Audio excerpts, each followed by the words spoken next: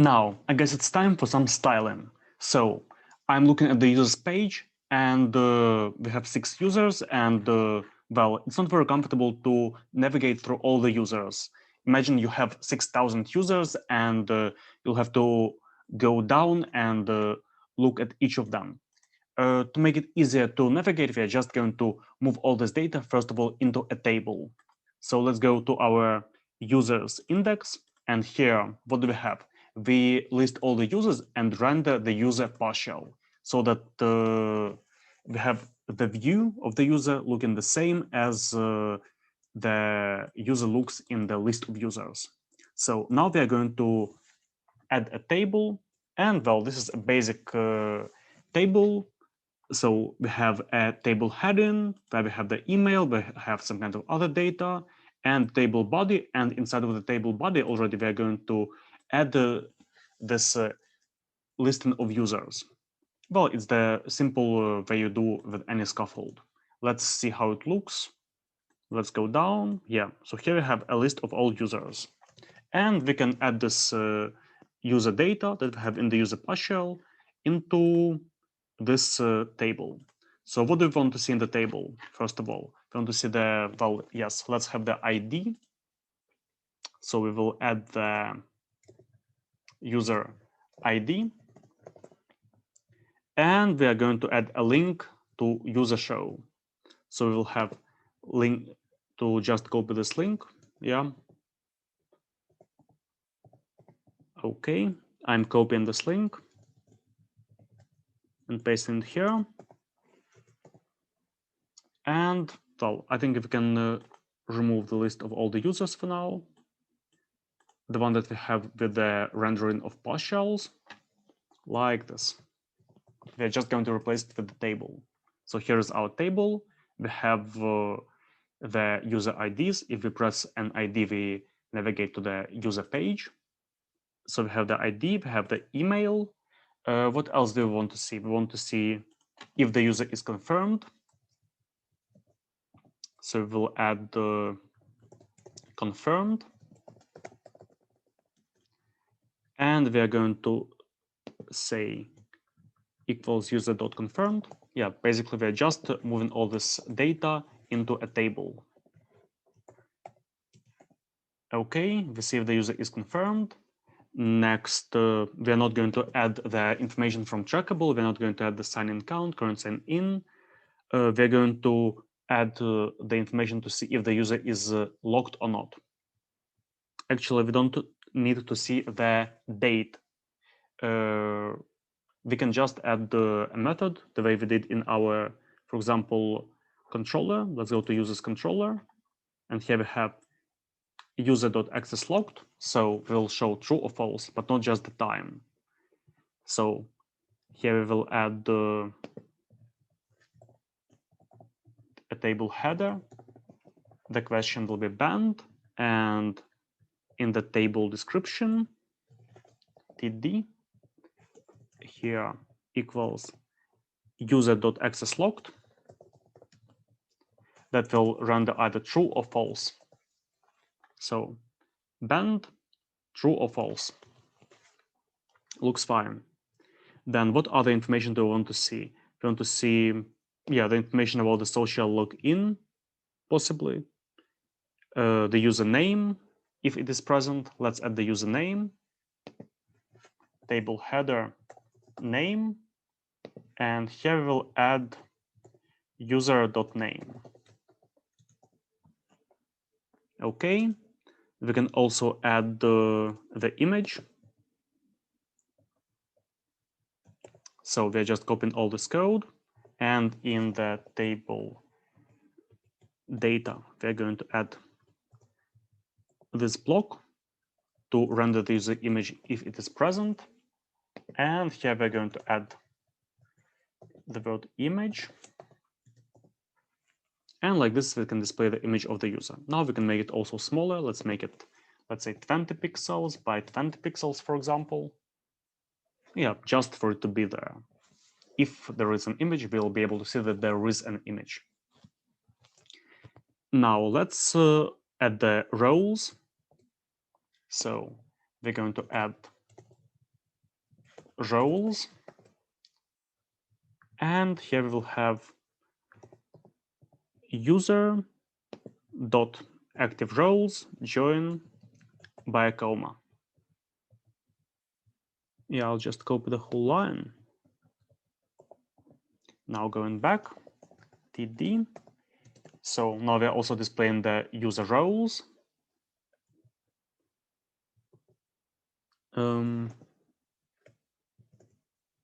Yeah, it looks like I have username twice. I'm removing it. Okay, here we have the user roles. And after the votes, we're going to have the actions. So we're going to have this block. If current user admin, then there are going to be these 3 links. Again, table data. Inside, we're going to have these links. And closing table data. Okay, so this looks more realistic. Here we have a table with users. Let's make this all users font to be big, like H2, for example. All users. Let's make it just users. And okay, here we have a list of our users. We see we got 6 users. Here are the IDs of the users, the email addresses, confirmed, banned, the name of the user, image, roles. And if we navigate to a specific user, we will see more information about him and the same navigational links and the action links if we are an admin user. Now, for example, I will log in as, oh, actually, I will just take away access, admin access rights from this user. I'll go to edit roles. I'll remove admin, and I'm going to this page, and you see I don't have these links. Now I will log in as an admin once again. I'm going to log in. I'll log in as another admin user. And here I can see these links. Okay, now let's make the table look also better. If we go to Bootstrap and go to Docs and go to Tables, then we see a lot of stuff that we can add for making the table look better. So for example, we can add table class table, and here we've got some Bootstrap styling automatically added for this table. Now what else can we add? We can make it table striped. So table striped. Then we're going to have, what else can we add? Table hover, so that we can hover and see the line highlighted. Table hover.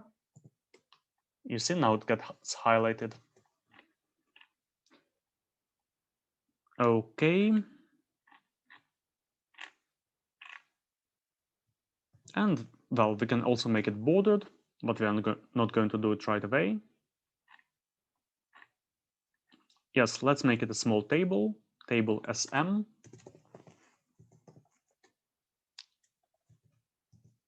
Okay, what else can we add?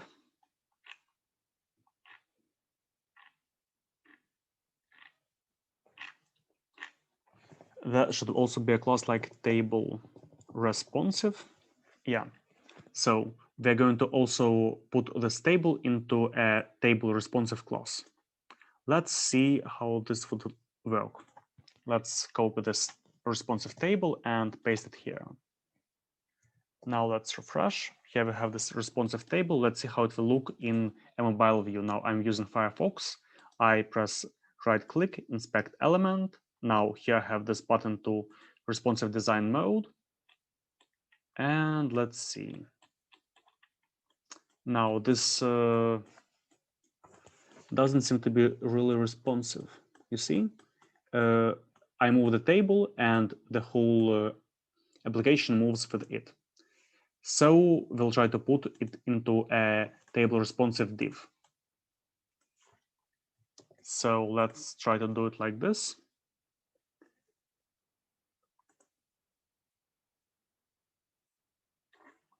let's add div class table responsive and close this div. So we're having the whole table inside the div. And let's see how it looks. Here we have, okay, and you see the table is moving, only the table. And we get this navigator that this table is moving. So like this, we made our table also responsive. Now I'm moving it and the navigation stays intact. So looks good. Now what did I do? I added the whole table into a div with the class table responsive. Okay, I'm removing this second table that I've just added and looks good. Now I'm going back to the full screen view. And here we have a nice table with all the users and a few actions that can be done on the users. Now we can also add some kind of nice styling for these buttons. Let's search for something like buttons. And we can add some styling for these buttons. So we can add some kind of class like class button small button warning.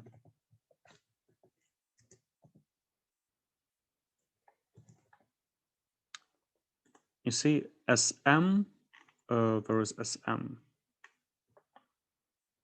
Should be the smallest button. Now, ban is also going to be a button, but it's going to have another color. What color would we like? Let's see what colors are available by default. Let it be red, so it's going to be danger. And for deleting, it's also going to be danger.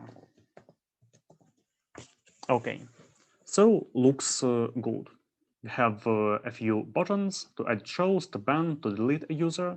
I'll try to ban another user. Okay, he was banned, he was unbanned. Going back to all the users. And let's also add this button styling on the user page. So I go to a user and here we'll also have these as buttons. So here in the user partial, I'm just going to add the class everywhere. And here it's going to be a button warning and here danger. So like this, we added a few Bootstrap classes to our application for it to look kind of better. Going to edit roles.